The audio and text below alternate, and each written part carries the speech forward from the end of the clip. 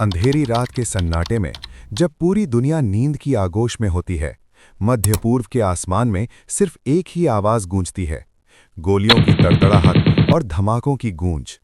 ये कहानी सिर्फ दो देशों की नहीं है, ये कहानी है डर, बदले और राजनीतिक शतरंज की, जहां हर चाल किसी न किसी की जिंदगी बदल देती है।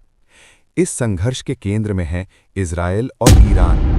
दोनों सीधे सीधे एक दूसरे से युद्ध नहीं करते, लेकिन इनके बीच की दुश्मनी दशकों पुरानी है।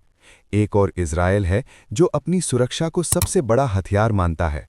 दूसरी ओर ईरान है जो खुद को इस क्षेत्र की सबसे प्रभावशाली ताकत बनाना चाहता है। इन दोनों के बीच चल रही है एक छिपी हुई जंग, जिसे दुनिया प्रॉक्सी वॉर के नाम से जानती है।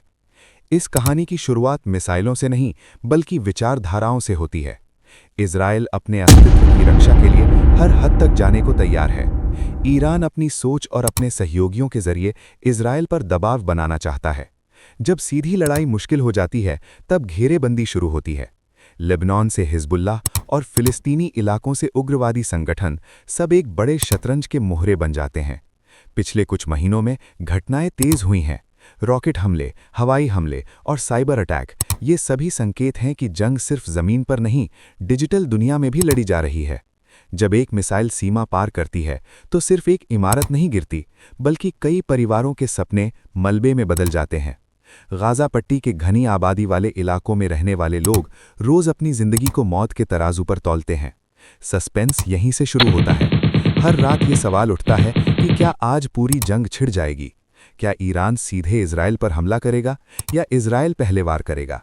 दोनों देश अपनी सेनाओं को तैयार रखते हैं, लेकिन खुले युद्ध से बचने की कोशिश भी करते हैं, क्योंकि उन्हें पता है अगर ये आग पूरी तरह भड़क गई तो सिर्फ मध्य पूर्व ही नहीं, पूरी दुनिया इसकी चपेट में आ सकती है। इस कहानी का सबसे दर्दनाक पहलू है आम लोग। एक माँ जो अपने बच्चे को बम शेल्टर में सुलाती है, एक पिता जो रोज काम पर जाने से पहले ये सोचता है कि शाम को घर लौट पाएगा या नहीं।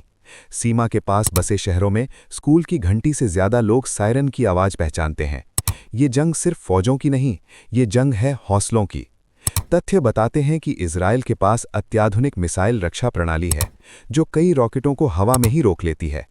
ईरान के पास लंबी दूरी की मिसाइलें और क्षेत्रीय सहयोगियों का मजबूत नेटवर्क है। यही शक्ति संतुलन इस कहानी को और खतरनाक बनाता है। दोनों तरफ गलती की गुंजाइश बेहद कम है। एक छोटी सी चूक और इतिहास का सबसे बड़ा संघर्ष शुरू हो सकता है। अब राजनीति का पहलू सामने आता है। बड़ी शक्तियों की निगाहें इस संघर्ष पर टिकी रहती हैं। कोई इजराइल का समर्थन करता है, कोई ईरान को रोकना चाहता है। हर देश अपना फायदा देखता है। संयुक्त राष्ट्र की बैठकों में शब्दों की जंग चलती है, जबकि जमीन पर बारूद बोलता है। ये दो दुनियाओं का टकराव है, कूटनीति और विनाश का। कहानी धीरे धीरे और गहरी होती जाती है। एक ओर विचारधाराओं की जिद, दूसरी ओर जमीन की सच्चाई।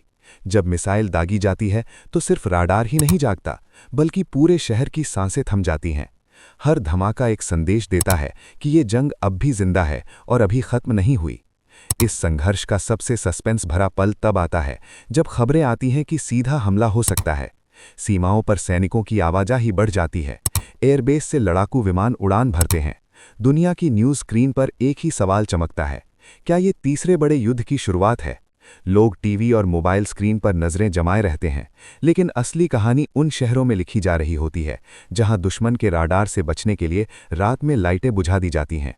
ये कहानी सिर्फ आज की नहीं है, ये वर्षों से लिखी जा रही है। हर हमला, हर जवाबी कार्रवाई और हर धमकी इसका नया अध्याय बन जाती है।